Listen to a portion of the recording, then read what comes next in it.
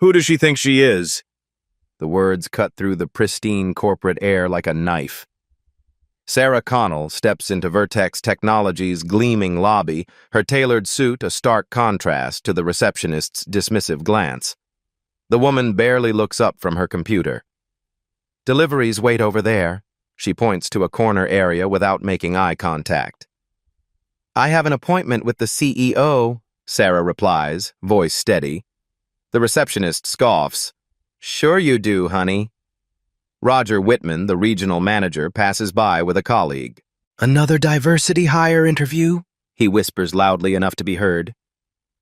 Sarah sits quietly, observing everything while her phone buzzes with acquisition timeline texts from her executive team. Little do they know, Sarah isn't here for an interview. She's here to decide if she wants to buy the entire company. Sarah waits in the conference room for 23 minutes. She times it precisely, noting the power play. The glass walls offer a perfect view of employees hurrying past, a few glancing curiously at the lone black woman in the executive meeting room. The door finally swings open. Roger Whitman enters first, followed by Bradley Peters, VP of Operations, and Melissa Chen, Chief Marketing Officer. Their expressions shift subtly upon seeing Sarah, surprise, then rapid recalibration. "You must be from the consulting firm," Roger says, not offering his hand. "We were expecting someone more senior." "Sarah Connell, here for the company assessment." She keeps her introduction deliberately vague, withholding her true title as CEO of Phoenix Innovations, the tech conglomerate currently eyeing Vertex Technologies for acquisition. Bradley takes the seat furthest from her. "So what's your role exactly? Junior analyst?" "I'm here to evaluate company culture and operations," Sarah replies, watching Roger's expression tighten. "Well, we're very traditional here," Roger emphasizes. "Old school values, you know. Not like those Silicon Valley startups where everyone's on beanbags coding in pajamas." The meeting proceeds with clear patterns. When Sarah speaks, Roger checks his phone. When she asks about quarterly projections, Bradley responds to her white male assistant instead. When she makes a point about market positioning, Melissa nods, then restates the exact same idea, which Roger then praises as insightful. "Could you take notes for us?" Roger slides a notepad towards Sarah during the presentation. "Since you're here to observe anyway." Sarah accepts the pad with a slight smile. "Of course." The discussion turns to diversity initiatives. Sarah inquires about representation in leadership. "We hire the best person for the job," Bradley interjects. "Merit only, we don't look at color." "Our industry just doesn't attract certain demographics," Roger adds with a dismissive wave. "Nothing we can do about that." Sarah notices Melissa's slight wince. An ally, perhaps? Or just more aware of how these statements sound? Throughout the meeting, Sarah asks targeted questions that reveal fundamental problems in the company culture, exactly what her preliminary research had suggested.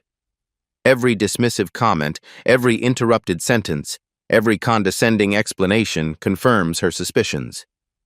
Sarah makes note on her tablet. Leadership problem more severe than anticipated. Recommend complete executive overhaul post-acquisition. Morning light streams through the windows as Roger drops a stack of financial reports on the table in front of Sarah. "Since you're here to help," he says with a thin smile, "why don't you analyze these market projections? Flag any inconsistencies for us. Should keep you busy until lunch." The task would typically take a full day. Roger knows this. His smirk confirms it. "Certainly," Sarah replies, not missing a beat. "I'll need access to your data visualization software." Roger's smile falters slightly. "Just use Excel like everyone else." 3 hours later, Sarah has completed the entire analysis, including a comprehensive visualization of 5-year trends and 3 critical errors in their forecasting methodology. She presents her findings to a junior analyst who stares at the screen, mouth slightly open. "This would have taken our team days," he whispers. Roger appears behind them, face darkening as he scans her work. "Who helped you with this?" "No one," Sarah answers simply. Impossible, Roger scoffs. You must have called your team. This is proprietary information. I'll need to report this breach. The junior analyst speaks up. Actually, sir, she only used our internal data and systems. I was watching. Roger's jaw tightens. Well, it's still not what we asked for. Too elaborate. Overcomplicating things. Some. Later, Sarah is invited, or rather instructed, to join a conference call with potential investors as the designated note-taker. During the presentation, she spots a critical error in the financial projections that could derail the entire pitch. She writes a note, slides it to Roger. He glances at it, then pushes it aside without reading. Sarah unmutes herself. If I may. Roger immediately presses the mute button on the conference system, silencing her. Sorry about that, just our consultant getting up to speed, he tells the investors with a chuckle. 10 minutes later, the lead investor questions the exact discrepancy Sarah had noticed.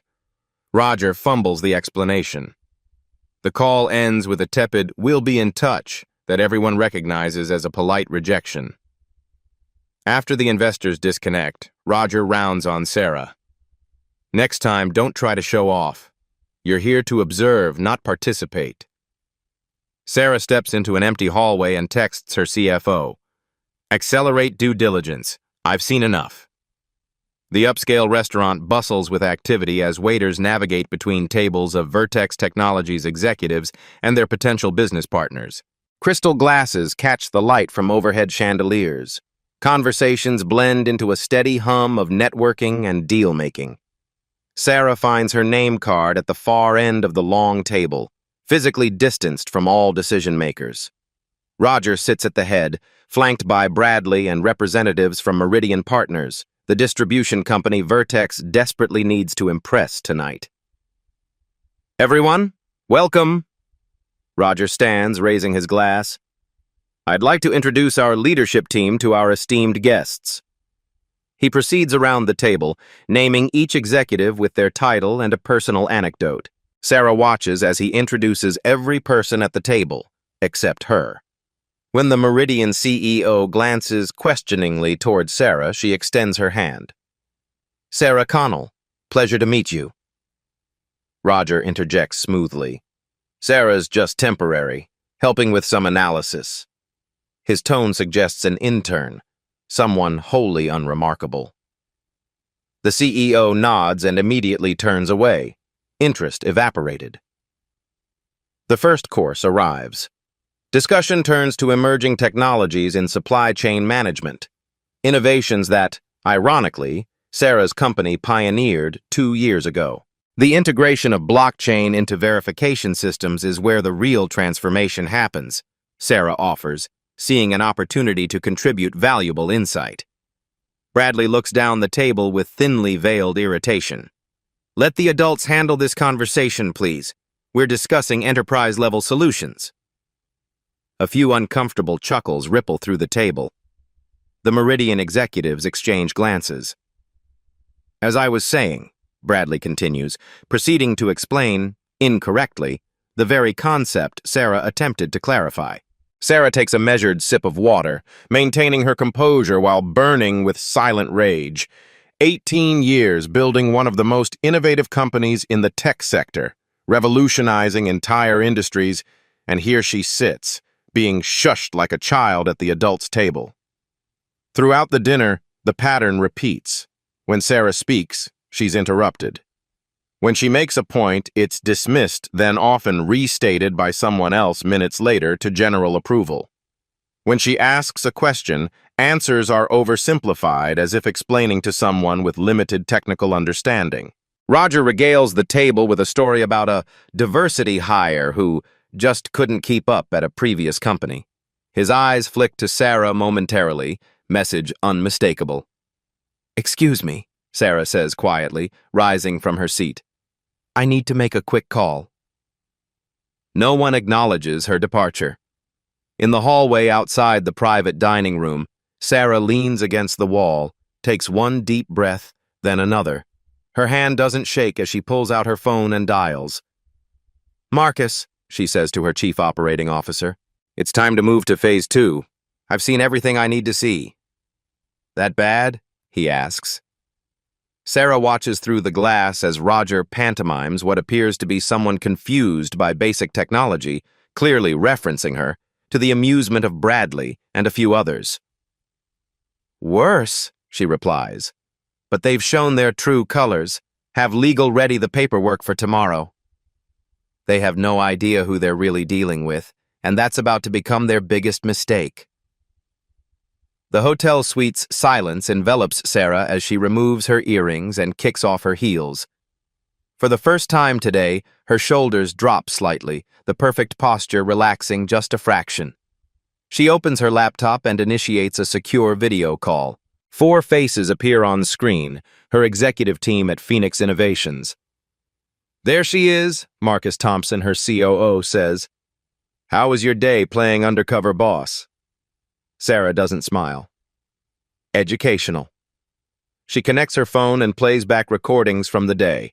The dismissive receptionist, Roger's diversity hire comment, Bradley's condescension at dinner, the muted conference call. Expressions darken across the screen. Aisha Patel, her chief legal officer, types furiously in a separate window.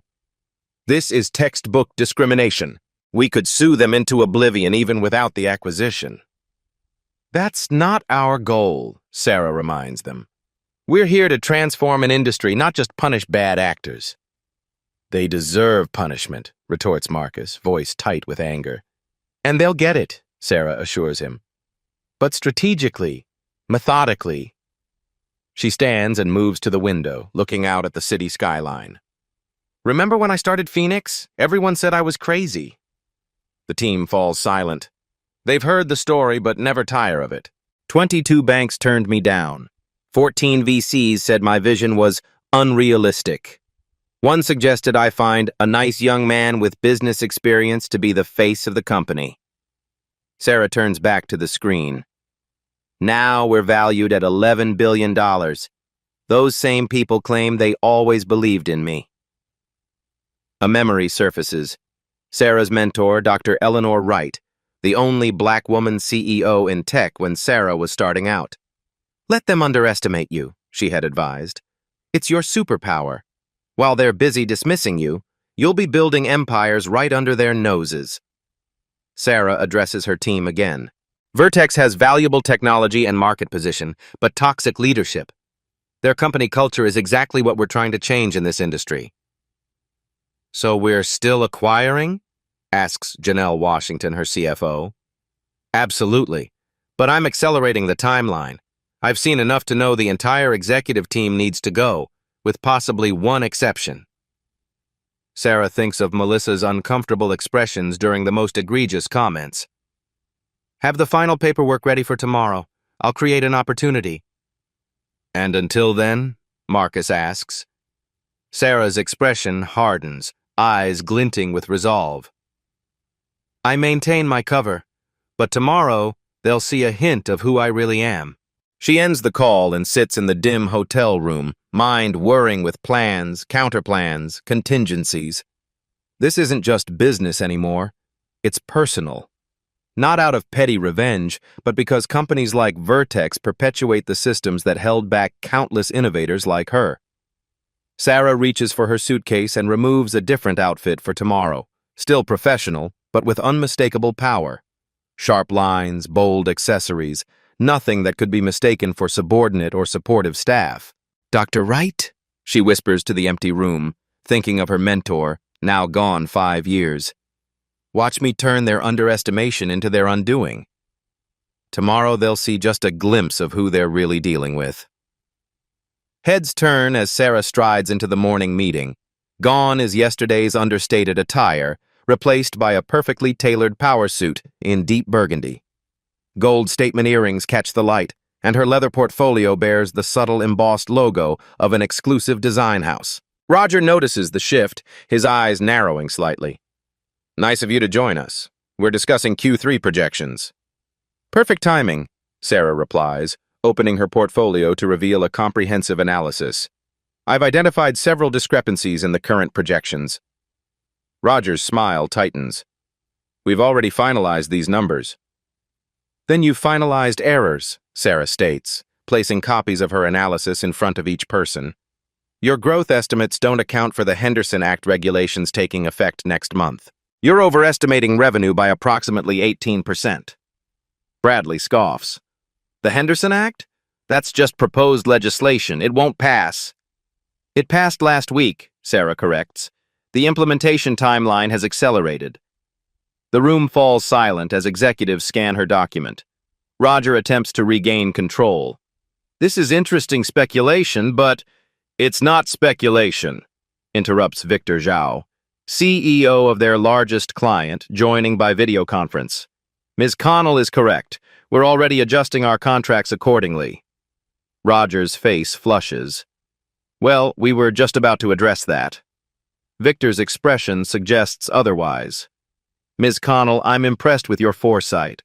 Perhaps we should discuss how this affects our partnership directly. I'd be happy to prepare a detailed impact analysis, Sarah offers. Excellent, Victor says before Roger can interject. After the meeting, Melissa Chen approaches Sarah in the hallway. That was illuminating. How did you know about the Henderson Act amendments? I pay attention, Sarah says simply. Well, it was impressive. Roger doesn't like being contradicted, especially not in front of clients. As if summoned by his name, Roger appears around the corner. Sarah, a word. His tone brooks no argument. In his office, his facade of collegiality vanishes. Pull something like that again and you're done here. I was merely providing accurate information. You embarrassed me in front of our biggest client, Roger hisses.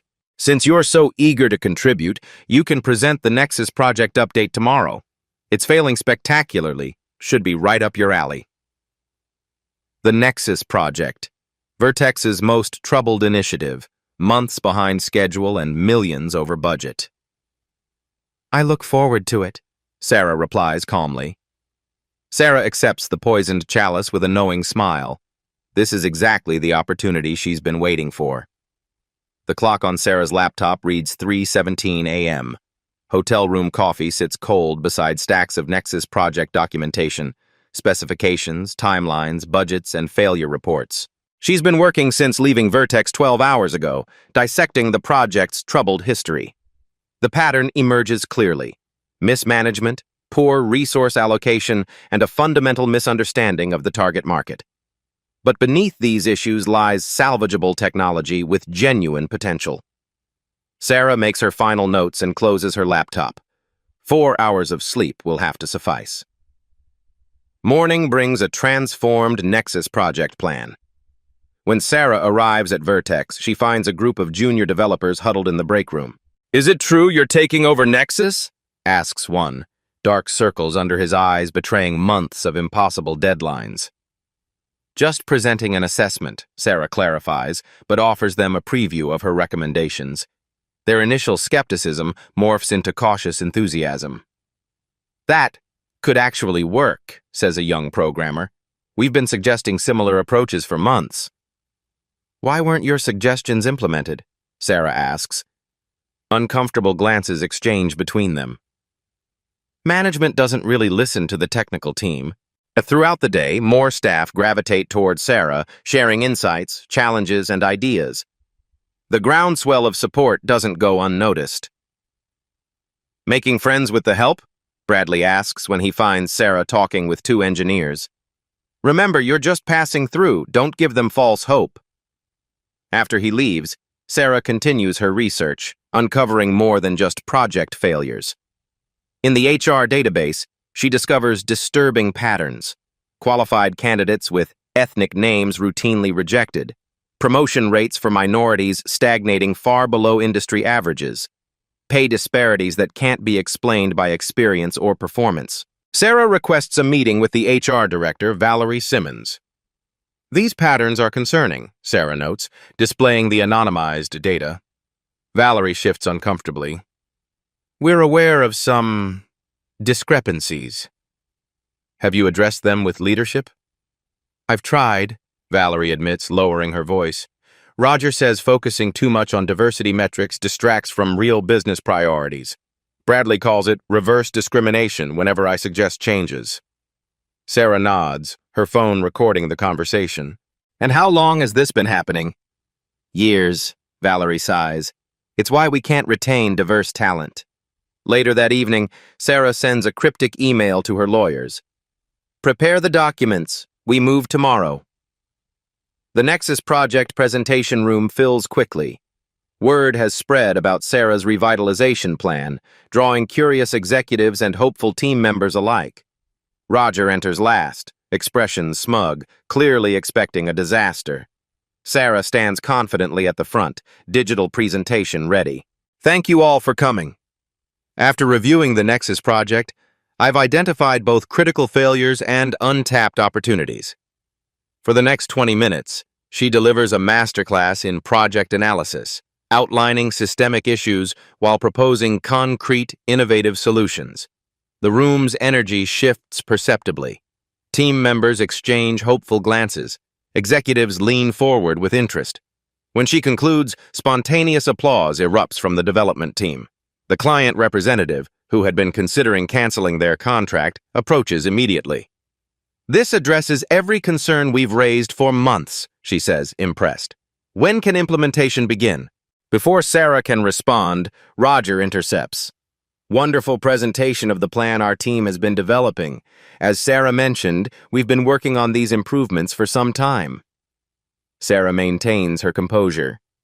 Actually, I developed this approach overnight based on documentation and team interviews. This is not Vertex's existing plan. The client looks between them, confusion evident.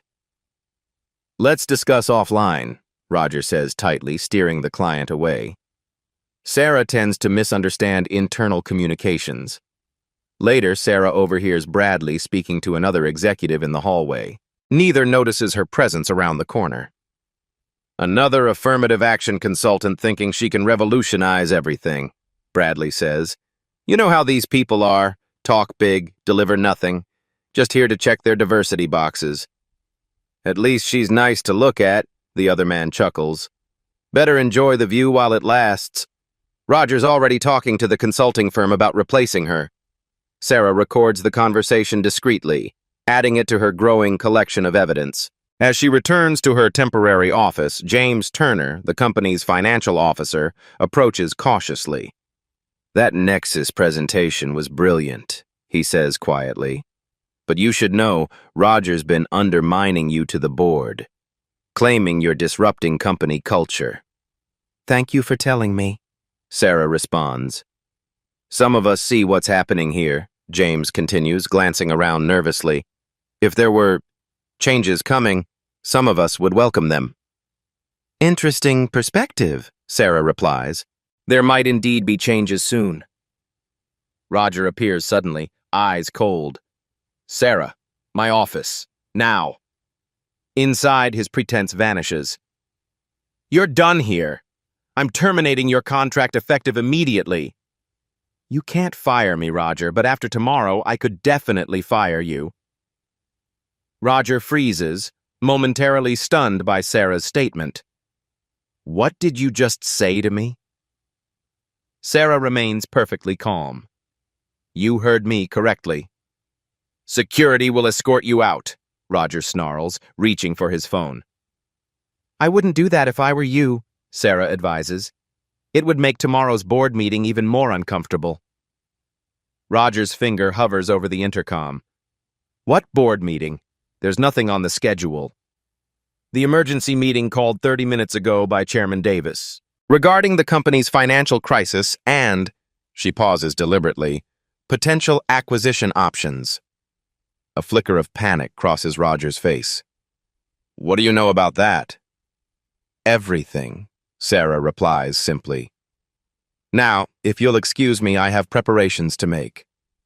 She walks out, leaving Roger staring after her, confusion and anger battling across his features.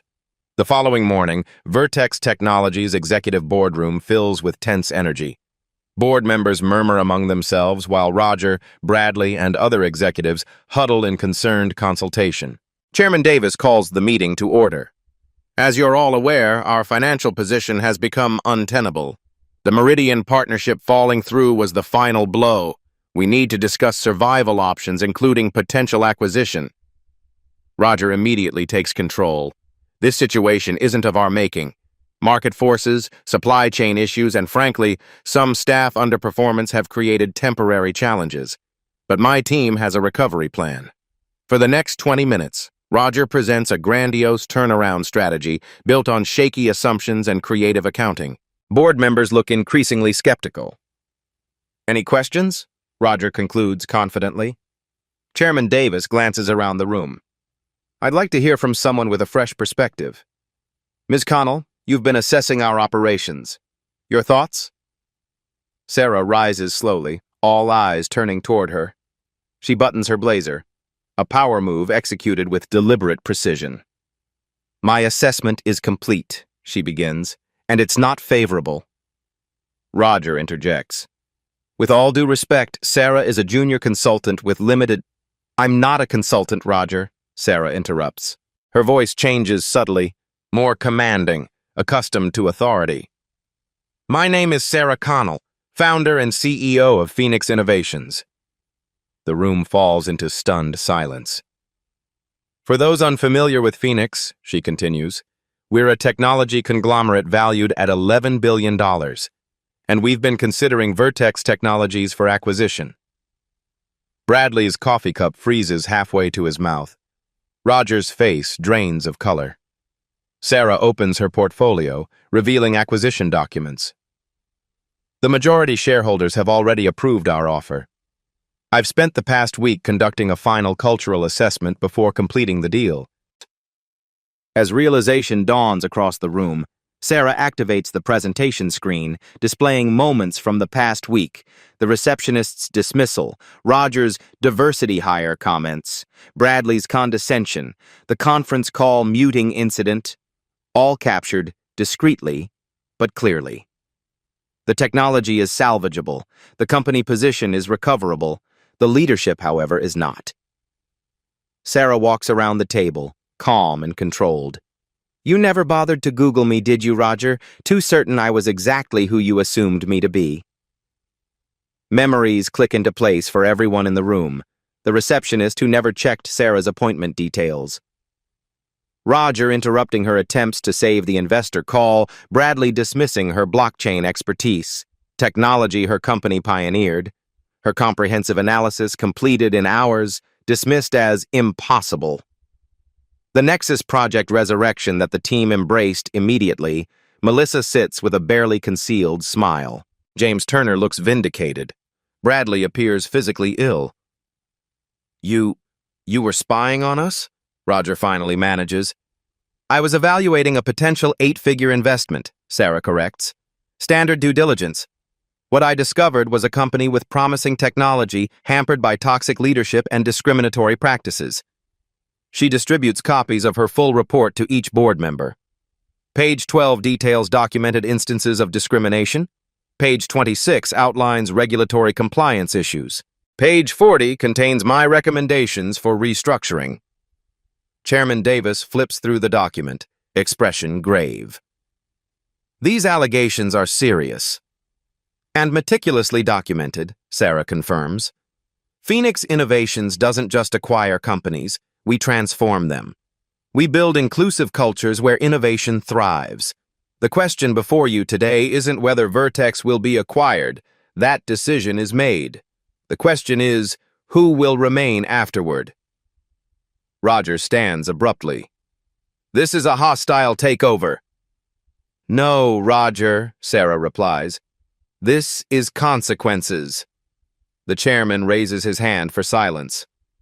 Ms. Connell, or should I say CEO Connell, clearly we have much to discuss regarding this acquisition. Indeed, Sarah agrees, glancing at her watch. My executive team is waiting outside. Shall I invite them in? Now, let's discuss the terms of this acquisition and who won't be part of the company's future. The boardroom doors open to admit Sarah's executive team from Phoenix Innovations. Marcus Thompson, COO, enters first. tall, imposing, and radiating the quiet confidence of someone who has nothing to prove. He's followed by Janelle Washington, CFO, carrying financial portfolios, and Aisha Patel, Chief Legal Officer, wheeling a small case of documented evidence. Roger's attempt to regain control is immediate. "This is completely inappropriate. We haven't agreed to any acquisition." Chairman Davis clears his throat. "Actually, Roger, I've been in discussions with Phoenix for months. The board authorized exploratory talks after our third straight quarter of losses." "Without informing the executive team?" Roger's voice rises in pitch.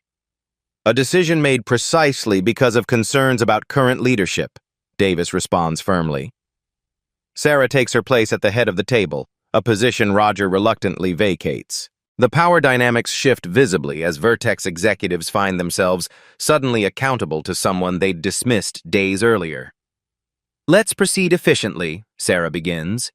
"Phoenix Innovations is prepared to acquire Vertex Technologies for $247 million, a fair premium over current market valuation, contingent upon specific leadership changes and corporate culture reforms." Janelle distributes financial analyses demonstrating the offer's generosity given Vertex's precarious position. "This is robbery," Bradley protests. "We're worth twice that." "Not according to any reasonable market metric," Janelle counters, highlighting declining share values and failed product launches. "Your Q4 projections show insolvency by February without emergency measures." Roger attempts a different approach. "Sarah, let's be reasonable. Perhaps we got off on the wrong foot, but we can work together moving forward. I have valuable institutional knowledge." "Which brings us to the leadership changes," Sarah interrupts smoothly, nodding to Aisha. The lawyer opens her case, extracting carefully organized documentation. "Our investigation revealed multiple violations of labor laws, equal employment regulations, and company policies." She displays evidence chronologically: emails, recordings, witness statements, and statistical analyses. "The pattern of discrimination isn't isolated to a few incidents," Aisha explains, her professional tone making the damning evidence even more powerful. "It's systemic throughout senior leadership, creating a hostile work environment that has directly impacted business performance." Board members examine the evidence with increasing discomfort. One whispers audibly, "This is a lawsuit waiting to happen." "It already happened," Aisha corrects. 3 former employees filed discrimination suits that were quietly settled last year. The NDAs prevented public disclosure, but our legal team obtained court records. Roger's face contorts with anger. "You had no right to." "Public records," Aisha interrupts. "Available to anyone who looks." Chairman Davis removes his glasses, rubbing the bridge of his nose. "These allegations are extremely serious." "They're not allegations," Sarah corrects. "They're documented violations with substantial evidence. As the acquiring company, Phoenix has legal obligation to address these issues immediately." Marcus presents the proposed reorganization plan. "We've identified several Vertex employees for retention and promotion, people whose talents have been systematically overlooked." He distributes profiles of promising staff members, including many women and people of color who've received consistently excellent performance reviews, yet remained in junior positions. "This is reverse discrimination," Bradley protests, "promoting people based on race rather than merit." "No," Marcus counters firmly. "This is correcting years of documented bias that prevented qualified people from advancing. Every person on this list is exceptionally qualified based on performance metrics your own system generated." The board discussion intensifies as executives debate the implications. Throughout the conversation, Sarah notices Melissa Chen taking careful notes, occasionally nodding at points about cultural transformation. During a brief recess, Sarah approaches her. "You've been quiet, Melissa." "Processing," Melissa admits. "I've seen the problems for years but felt powerless to change anything." "Silence enables toxic systems," Sarah observes without accusation. "I know." Melissa looks down. "I justified staying by thinking I could help from within, but mostly I just survived." made compromises I'm not proud of. We all make compromises, Sarah acknowledges. The question is what you do when given the opportunity to break the cycle. When the meeting reconvenes, Sarah presents the complete acquisition plan. Phoenix will retain approximately 87% of Vertex staff. We'll implement immediate cultural reforms, including bias training, transparent promotion pathways, and mentorship programs. She outlines specific changes: salary adjustments to eliminate gender and racial pay gaps, revised recruitment practices, and accountability metrics for management. The acquisition agreement requires approval from the current board, Sarah concludes.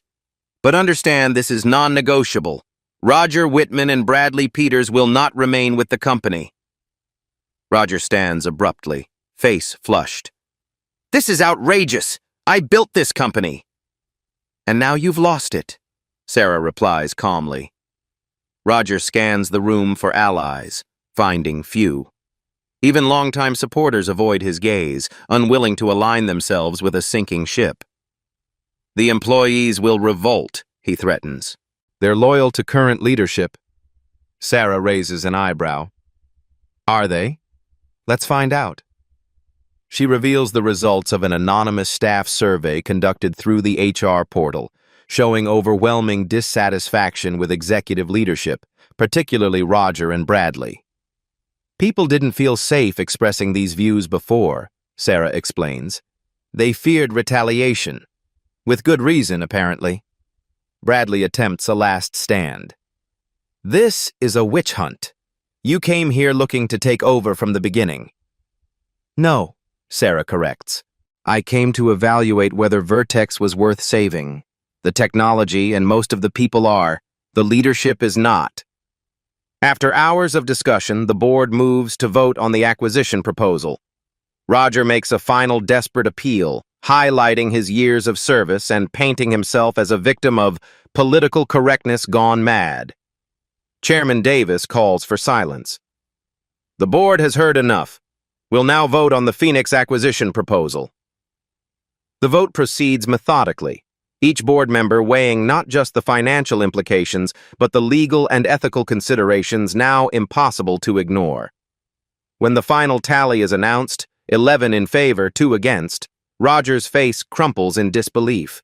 Effective immediately, Chairman Davis announces, Vertex Technologies will begin acquisition proceedings with Phoenix Innovations, with Sarah Connell serving as interim CEO during transition. Roger rises, knocking over his chair. You can't do this. I won't allow it.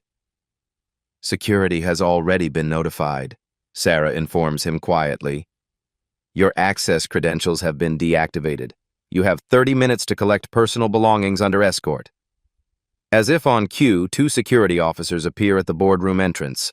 This isn't over, Roger seethes as he's escorted out, Bradley following sullenly behind. When they've gone, Sarah addresses the remaining executives. Phoenix Innovations doesn't just acquire companies. We transform them.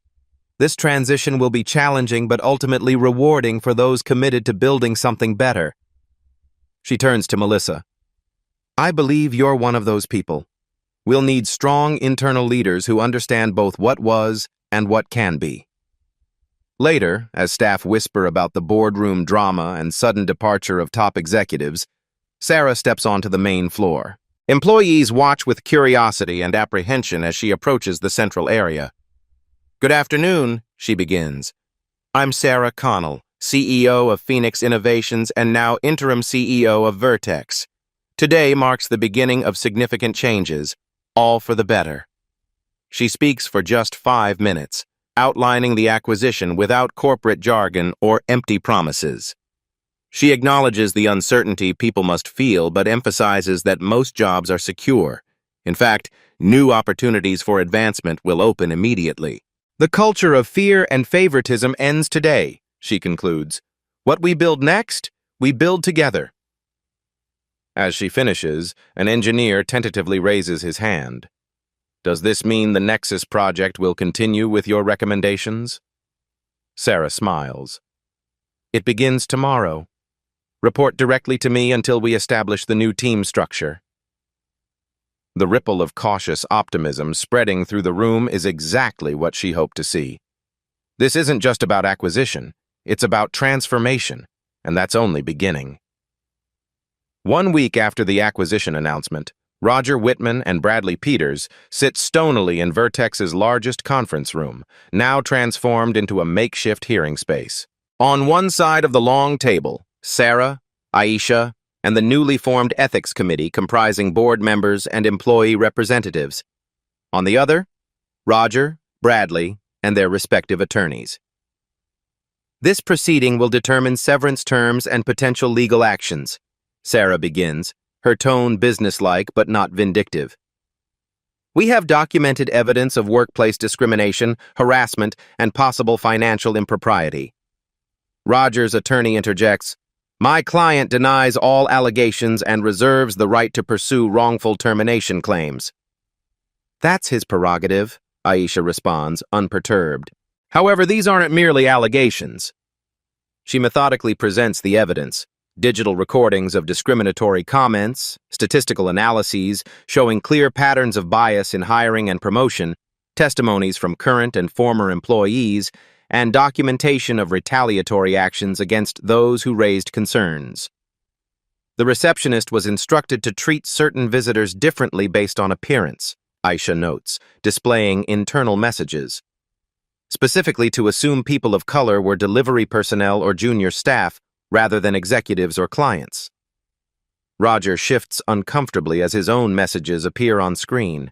As the hearing progresses, more employees come forward, emboldened by the changing atmosphere. A former project manager describes being passed over for promotion 6 times while watching less qualified white colleagues advance. A talented engineer reveals how Roger reassigned her patent application to a male colleague. A financial analyst details how she was excluded from client meetings despite being the lead on accounts. Bradley attempts to dismiss these testimonies. Disgruntled employees seeking revenge. Everyone plays the victim these days. His comment triggers a response from an unexpected source. James Turner, the financial officer who had whispered warnings to Sarah, produces records showing systematic salary discrepancies. "I maintained separate spreadsheets," he explains, "because official requests to address these disparities were repeatedly denied." Roger's facade finally cracks. "This company operated in the real world, not some diversity utopia. We made hard business decisions based on client expectations and market realities."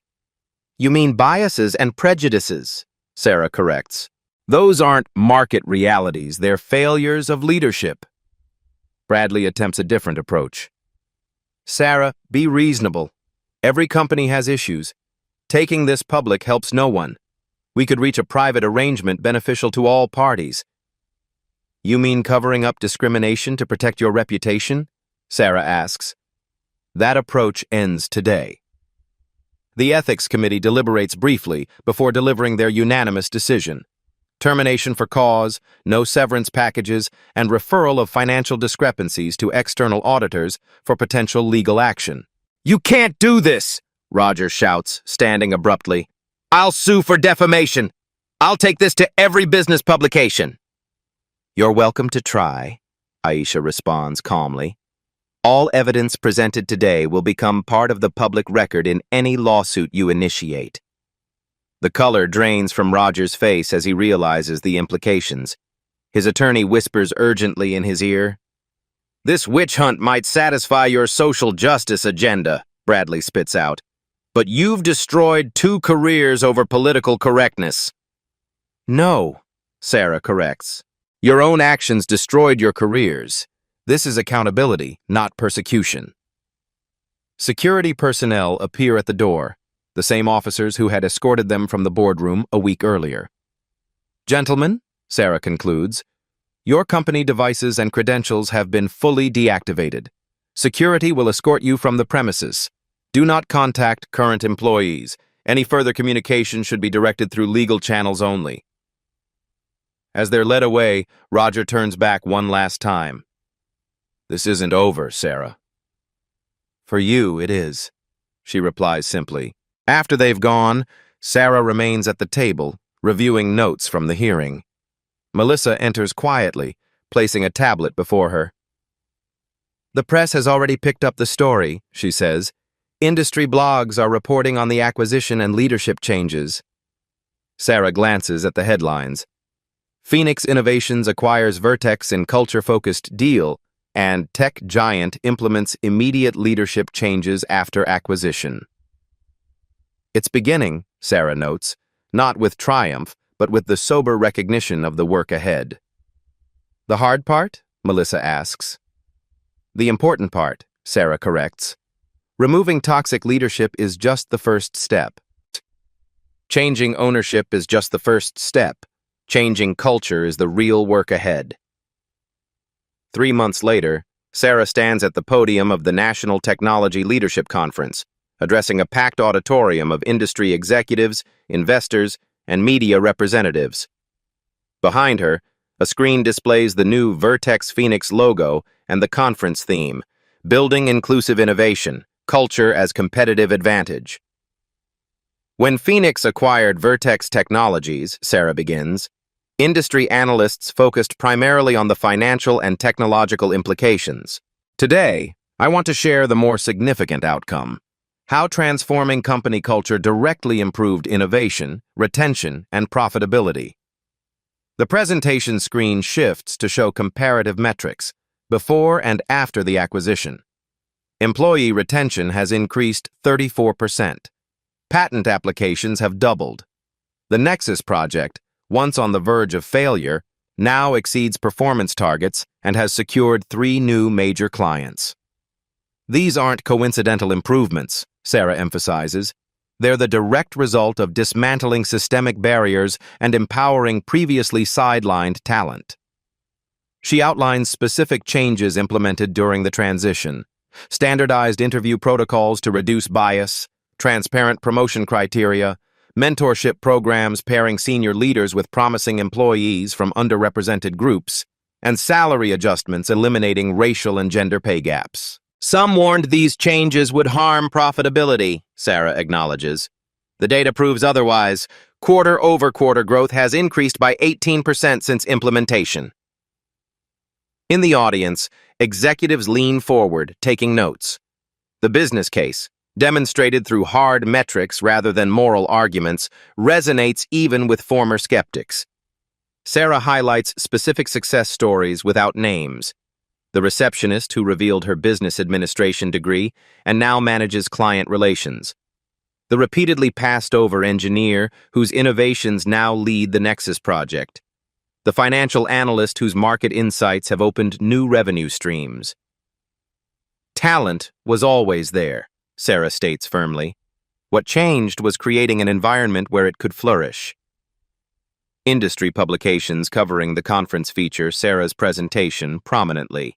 Headlines like "Phoenix Vertex Case Study Challenges Tech's Culture Problem" and "Inclusion Drives Innovation," the metrics behind Phoenix's success, spread throughout business networks.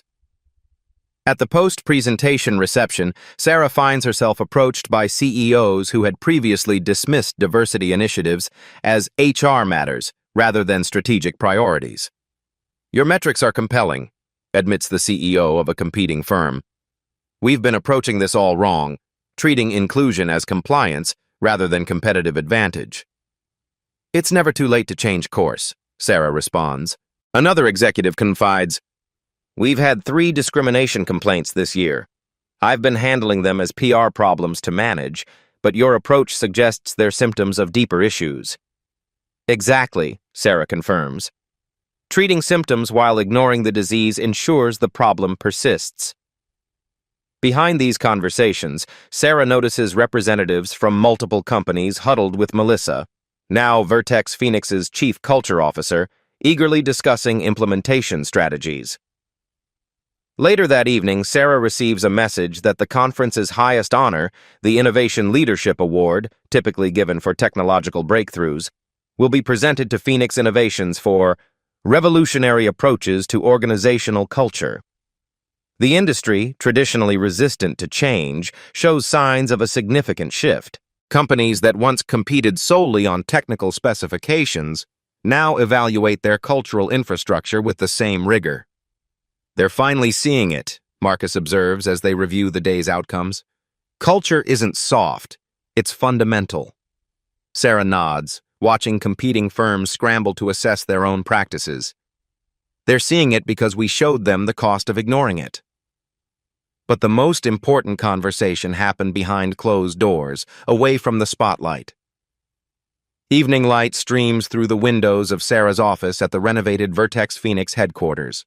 The space, once Roger's domain of mahogany and hunting trophies, now features clean lines, collaborative workspaces, and walls showcasing employee innovations rather than executive accolades. Melissa enters carrying 2 cups of tea, closing the door behind her. The formality of their early interactions has evolved into a relationship of mutual respect and cautious friendship. Conference feedback is overwhelmingly positive, Melissa reports, taking a seat. 3 companies have already requested consulting on implementing similar cultural transformations. Sarah accepts the tea with a nod. Good. Though I worry some are looking for quick fixes rather than fundamental change. Like diet pills instead of lifestyle changes? Melissa suggests. Exactly. There's no shortcut to building genuine inclusion. Silence settles between them. Not uncomfortable, but thoughtful. Beyond the windows, employees depart for the day, laughing and conversing in the parking lot, a stark contrast to the tense, hurried exits under previous leadership. I've been meaning to say something, Melissa finally offers, her voice quieter. About my role in everything before. Sarah waits, giving her space to continue. I saw what was happening, the discrimination, the hostility, the missed opportunities. I didn't participate, but I didn't stop it either. Melissa looks directly at Sarah. My silence made me complicit. Why did you stay? Sarah asks, not accusingly, but with genuine curiosity. At first, career advancement. Later, I told myself I was helping by being one of the good ones in leadership. Melissa's laugh holds no humor. Classic rationalization. Truth is, I was afraid of becoming a target myself. Sarah considers this. Fear is a powerful silencer. Not an excuse, though. No, Sarah agrees. But understanding why good people enable broken systems helps us dismantle them more effectively. She shares wisdom from her mentor, Dr. Wright. Systems persist because challenging them carries real costs.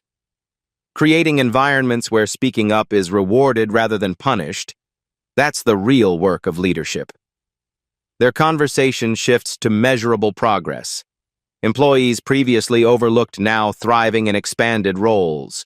The elimination of pay disparities, innovation metrics reaching record highs, and most telling, exit interviews showing dramatic improvements in workplace satisfaction. The junior developers who left after 6 months because they felt unwelcome, Melissa notes. We haven't lost one since the transition. As evening deepens outside, they discuss the road ahead. The transformation remains ongoing. Cultural change isn't achieved through policy announcements, but through consistent, sustained effort at all levels.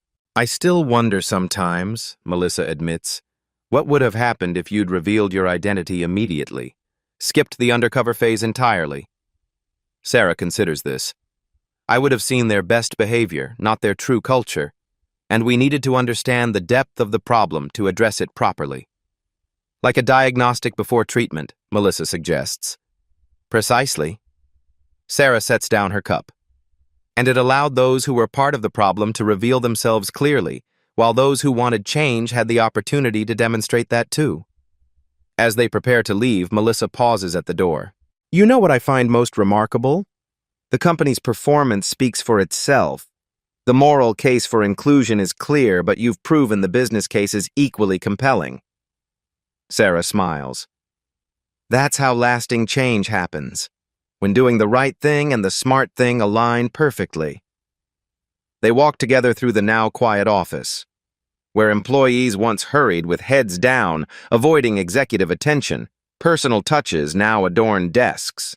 Photos of diverse families, cultural mementos, And even small plants transform the once sterile environment into a space where people bring their whole selves to work. Sarah Connell's experience isn't isolated. Workplace discrimination continues to affect millions of professionals daily, often in subtle ways that individual victims feel powerless to address. Studies show that 58% of employees have witnessed discrimination at work, while 3 in 5 victims never report incidents, fearing retaliation. Yet companies with inclusive cultures outperform their peers by 35% financially. What makes Sarah's story powerful isn't just the satisfaction of seeing accountability. It's the demonstration that addressing discrimination isn't just morally right, it's smart business. If you're experiencing workplace discrimination, consider these strategies from Sarah's playbook. Document everything. Sarah's methodical recording of interactions provided irrefutable evidence when the moment for action arrived. Keep detailed records of problematic encounters, including dates, times, witnesses, and exact statements. Build alliances. Notice how Sarah identified potential allies like Melissa and James within the existing structure. Look for colleagues who demonstrate ethical concerns and may support positive change. Know your worth. Sarah's confidence remained unshaken because she knew her value irrespective of how others perceived her. Remember that others' biased treatment reflects their limitations, not yours. If this story resonated with you, please like and subscribe to Beat Stories for more powerful narratives of justice and transformation. New stories every week that will inspire, empower, and remind you that change is always possible. Turn on notifications so you never miss our latest uploads. Thank you for listening to Beat Stories, where we transform experiences into empowerment.